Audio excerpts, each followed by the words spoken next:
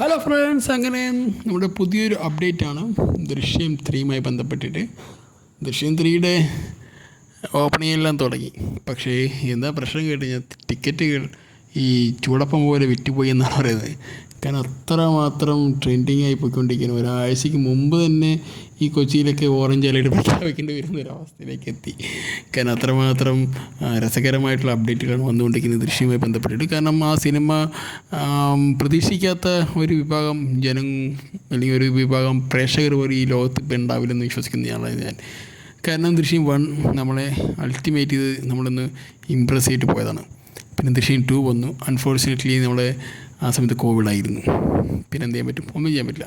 അങ്ങനെ എല്ലാവരും OTT കണ്ടു. പക്ഷേ അത് വേൾഡ് വൈഡിലേക്ക് അത് എക്സ്പാൻഡ് ചെയ്തു. ആ ഒരു ഷോ അല്ലേ OTT വന്നതോടുകൂടി അത് അങ്ങനെ ഒരു വലിയൊരു ക്യാൻവാസും കൂടി നടത്തി. അതിലിപ്പോൾ ഒരുപാട് പ്രേക്ഷകരുടെ പിന്തുണ പിന്നെ വന്നു.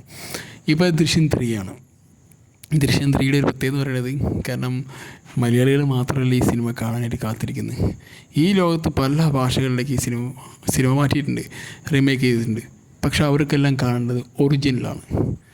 എന്താണ് ഈ സംഭവം ഒറിജിനലിൽ വരുന്നതിൻ്റെ ഒരു ഫീൽ? കാരണം നമ്മൾ കുറച്ചുകൂടി റിയാലിറ്റിയുമായിട്ട് കണക്റ്റഡ് ആയതുകൊണ്ട് തന്നെ ആ സിനിമയ്ക്ക് അതിൻ്റെ ലൈഫ് എന്ന് പറയുന്നത് വളരെ വലുതാണ്.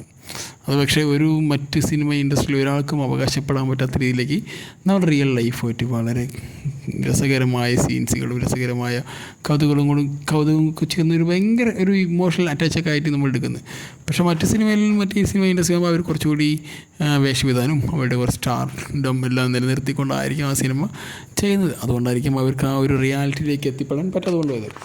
അതുതന്നെ ആയിരിക്കാം ഈ സിനിമ പ്രതീക്ഷിച്ചുകൊണ്ട് എല്ലാവരും ഈ സിനിമയുടെ ടിക്കറ്റ് ചൂടപ്പം പോലെ വിറ്റുപോയി പറയുമ്പോഴേ അത്രമാത്രം ട്രെൻഡിങ് ആണ്. കാരണം 21 മെയ് എന്ന് പറയുന്നത് ഒരു വല്ലാത്തൊരു ദിവസമായി മാറും. കാരണം മോഹൻലാൽ പറഞ്ഞ വ്യക്തിയുടെ സിനിമ എന്ന് പറയുന്നത് എല്ലാവരും ഏറെക്കുറെ കാണാൻ ആഗ്രഹിക്കുന്നു. തിയേറ്ററിൽ ചെന്ന് അതൊരു ആഘോഷമായി മാക്കാനൊക്കെ ശ്രമിക്കുന്ന ടീമുകളാണ്. അപ്പോൾ അതുകൊണ്ട് തന്നെ ഈ സിനിമ എത്രമാത്രം വലിയ വിജയം എത്തുന്നുള്ള കാര്യത്തിൽ യാതൊരു സംശയമില്ല. കാരണം ഈ സിനിമയ്ക്ക് സെക്കൻഡ് പാർട്ടിനേക്കാൾ ഒരു പാർട്ടി ചെറിയൊരു കൂടുതലുണ്ടെങ്കിൽ എൻ്റെ മോനെ പിന്നെ പിടിച്ചാൽ കിട്ടില്ല. സിനിമ തിയേറ്ററിൽ നിന്ന് മാറ്റിയാൽ മാത്രമേ സിനിമയുടെ ആ ഷോ നിർത്താൻ പറ്റുള്ളൂ. അമ്മാതിരി അവസ്ഥയായിരിക്കും. കാരണം അത് മോഹൻലാൽ എന്നൊരു ആക്ച്വലി കിട്ടുന്നൊരു വലിയൊരു പ്ലസ് പോയിൻ്റ് കൂടിയാണ്. ഇത് കിടക്കുന്ന വല്യമ്മച്ച് വേറെ സിനിമ കാണാൻ പോകും. മോഹൻലാലിൻ്റെ സിനിമ വന്നു കഴിഞ്ഞാലുള്ളൊരു കൗതുകമായ ഒരു കമൻറ്റ് ഈ ഇടയ്ക്ക് ഒരു സോഷ്യൽ മീഡിയയിലൊക്കെ ഉണ്ടായിരുന്നു. അപ്പോൾ അതും ആരുടെയാണ്, പക്ഷേ അതെന്തായാലും ഇപ്പോൾ പറയാൻ ഉദ്ദേശിക്കുന്നു.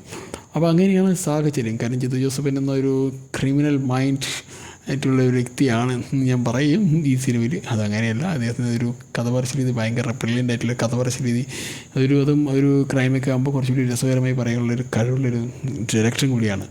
ഓക്കെ, അപ്പോൾ എന്തായാലും അതിലേക്ക് മോഹൻലാൽ വരുമ്പോൾ പിന്നെ അവിടെ പുതിയ കുറേ ആളുകൾ വരുന്നുണ്ട്, പഴയൊരു ഫാമിലി. പിന്നെ ആസ് യൂഷ്വൽ വില്ലൻ നമ്മുടെ സ്വന്തം മുരളി ഗോപി തന്നെയാണ്. അതിലേക്ക് പുതിയ ടീമും കൂടി ഇൻവോൾവ് ആവുന്നുണ്ടെന്നുള്ള കാര്യത്തിൽ യാതൊരു സംശയമില്ല. കാരണം ട്രെയിലർ കണ്ടു, അതിൽ കുറേ അധികം പുതിയ ആളുകളെ കാണിച്ചു. അതെല്ലാം തന്നെ രസകരമായ കുറേ നിമിഷങ്ങൾ നമുക്ക് സമ്മാനിക്കുന്നുള്ള കാര്യത്തിൽ സംശയമില്ലാതിരിക്കുക. കാരണം കഥ ഒന്നുകൂടി അവർ പറയുന്നത് ഇമോഷണലി ആണ്, കുറച്ച് ഫസ്റ്റ് പാർട്ടിനെ പോലെ തന്നെ ഇമോഷണലി കണക്റ്റഡ് ആണ്.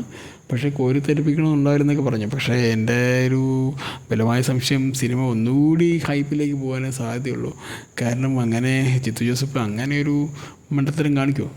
നമ്മൾ ഇതിൻ്റെ റേഞ്ച് ഒന്നുകൂടി താത്തിപ്പിടിച്ച പ്രേക്ഷകർക്ക് ചിലപ്പോൾ കിട്ടുന്നൊരു മോശം എക്സ്പീരിയൻസ് ആവുന്നുള്ള കാര്യങ്ങൾക്ക് മനസ്സിലാക്കാൻ പറ്റാകുന്നില്ല. അപ്പോൾ അതുകൊണ്ട് തന്നെ എന്തായാലും നല്ലൊരു ക്യാൻവാസിലായിരിക്കും സിനിമ ഉണ്ടായിരിക്കുക. പക്ഷേ ആസ് ഒരു പ്രേക്ഷകൻ എന്ന നിലയിൽ അദ്ദേഹം പറഞ്ഞിട്ടുണ്ടാകും ഒരുപാട് എക്സ്പെക്റ്റേഷൻ കൊടുത്തുകൊണ്ട് സിനിമ കാണാൻ വരാതിരിക്കാനുള്ളൊരു തന്ത്രമായിരിക്കും അദ്ദേഹം ഉപയോഗിച്ചത്. എന്തായാലും ഗൈസ്, നമുക്കെന്തായാലും ഈ സിനിമ അധികം എക്സ്പെക്റ്റേഷനും ഇല്ലാതെ സിനിമ കാണാൻ പോകണം. അതിൻ്റെ ഒരു റിക്വസ്റ്റും കൂടിയാണ്. കാരണം അതിഗംഭീരമാകുമെന്നുള്ള കാര്യത്തിൽ യാതൊരു സംശയമില്ല. ജോർജ് കുട്ടീൻ്റെ ഒരു വേറിട്ട തലത്തിലേക്ക് അദ്ദേഹം നമ്മളെ കൊണ്ടുപോകും ആ ഒരു സീൻസ് എന്ന് വിചാരിക്കുന്നു. എന്തായാലും വരുൺ ചത്തതാണോ ഇനി കൊന്നതാണോ എന്നുള്ളതൊന്നും അല്ല പ്രശ്നം. അയാളിൻ്റെ മറവ് ചെയ്ത സ്ഥലത്ത് നിന്ന് ഗീതാ പ്രഭാകരനും കിട്ടുമോ ഈ സാധനം, സ്വന്തം മോൻ്റെ അസ്ഥി കിട്ടുമോ എന്നുള്ള കാര്യത്തിൽ സംശയമൊന്നുമില്ല. രണ്ടാമത്തെ പാർട്ടിയിൽ കൊടുത്തിട്ടുണ്ടല്ലോ അസ്ഥി.